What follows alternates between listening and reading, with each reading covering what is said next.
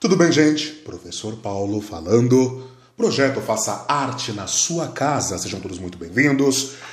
Secretaria de Cultura do município de Taboão da Serra. Espero que vocês estejam... Ops, fala devagar, professor. Espero que vocês estejam todos muito bem, né? Espero que não tá fácil, mas sigamos firmes, porque é o que nos resta. Ok. Bom, só para você se situar, de repente você está vendo esse vídeo pela primeira vez, né? Tá tendo acesso a essa informação pela primeira vez. Eu me chamo Paulo. Nós estamos fazendo uma série de vídeos com os conteúdos que nós trabalhamos nas oficinas de teatro na Prefeitura de Taboão da Serra, ok? E eu venho trabalhando a história do teatro. Eu já fiz uma introdução sobre teatro e cidadania. Fiz uma introdução também sobre o teatro egípcio, né? Que na verdade não era o teatro egípcio, mas haviam ali manifestações artísticas religiosas. Fizemos uma introdução também a manifestações artísticas na Roma Antiga e mergulhamos no teatro grego. Eu já venho há bastante tempo, há bastante aulas falando, né? Já são bastantes aulas. Peraí, vamos arrumar essa frase. São muitas aulas falando sobre o teatro grego. E é muito bacana falar em exaustão do teatro grego, porque é ali que está a matéria-prima para toda a construção do teatro contemporâneo, né? Obviamente que no avançar do tempo, esse processo, essa arte foi se desenvolvendo e foi tomando outros rumos, né? Mas ali na Grécia nós temos o berço, pessoas que se debruçaram a escrever isso de forma, como que eu posso dizer? Nós temos uma civilização, a civilização grega, os pensadores gregos se debruçaram a escrever sobre o drama humano, sobre o drama dos deuses, de forma vamos dizer assim, foi a civilização que levou isso a sério, certo? A poesia para o grego era tão importante quanto o conceito científico, ou seja, tinha métrica, tinha forma, tinha um porquê, tinha uma razão, e ela tinha cunho político, cunho social, certo? Então a poética para o grego era uma ferramenta educacional muito importante, certo? Então é por isso que a gente também olha para isso com muito carinho, porque mesmo que a gente fale do contexto histórico da Grécia, depois você tem um pano aí, você tem aí um material extra que são as obras, certo? Bom, e é sobre as obras que nós estamos falando. Já fazem uns 4 vídeos que eu venho me debruçando sobre as obras dos grandes tragediógrafos, né? Nas nossas últimas aulas, eu fiz uma leitura e uma introdução à obra do Sófocles, né? Eu fiz a leitura de Antígona e de Édipo Rei, certo? Na aula de hoje, nós vamos nos debruçar um pouquinho na obra do Ésquilo. Ésquilo, que foi o primeiro grande tragediógrafo grego. Houveram outros antes dele? Acredito que sim. E sim, houveram. Mas eu não vou ficar trazendo outros nomes para não bagunçar a informação. Houveram outros tragediógrafos, né? Mas os registros, aquilo que nós temos de registro, nos diz que, e pensando sempre, né? Essas informações chegaram até a gente por conta das anotações de Aristóteles, através da poética de Aristóteles.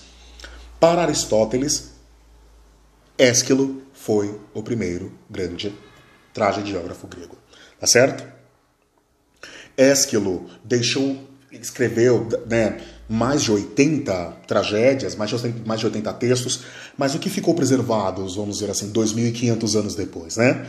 Bom, eu anotei aqui, temos os persas, Prometeu acorrentado, Agamenon,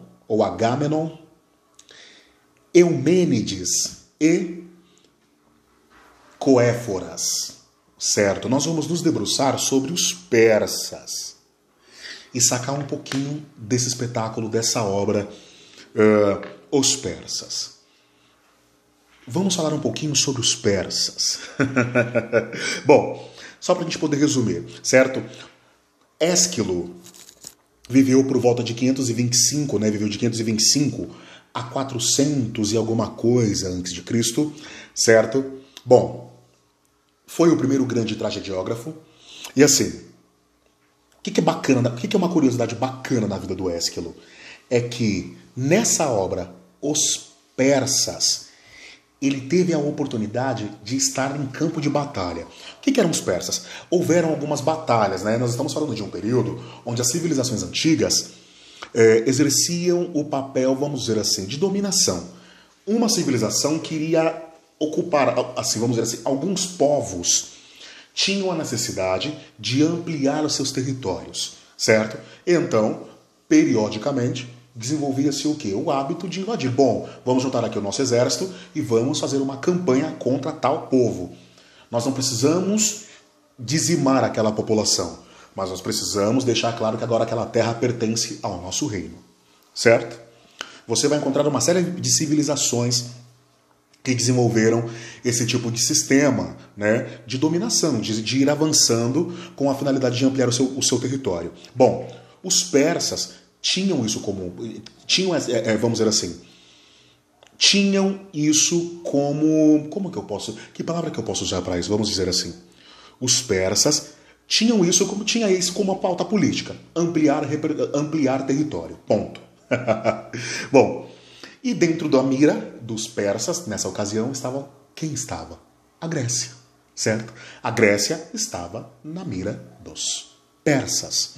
Bom, nesse processo de invasão, naturalmente, esses povos também se defendiam, né, que foi o caso da Grécia. Então, nós temos lá a batalha, né, os persas tentaram invadir a Grécia em diversas ocasiões. Mas a ocasião derradeira, né, é a batalha que é chamada de Batalha de Salamina. Batalha de Salamina, certo? Que é onde os persas vão com tudo mesmo, reúnem tudo que tem e falam, agora a gente vai pegar aquele pedaço de terra pra gente. Vai ser nosso, ok? Repetindo, a finalidade não era dizimar as pessoas, mas era exercer dominância política sobre o território conquistado. Posto isso, bom, nós temos aqui um texto, né, os persas relata, né, o texto, a tragédia, Ésquilo, o que ele fez? Isso são traços de genialidade. Como os gregos saíram vitoriosos, e nós estamos falando de uma tragédia, bom, só quem podia contar, vamos dizer assim, se é uma tragédia. E o que é a tragédia? Aqui, segundo o site, né, eu estou aqui no site TechTudo, eles escreveram o seguinte, olha que bacana. Tragédia seria o quê? Tragédia é um texto em forma de drama, né?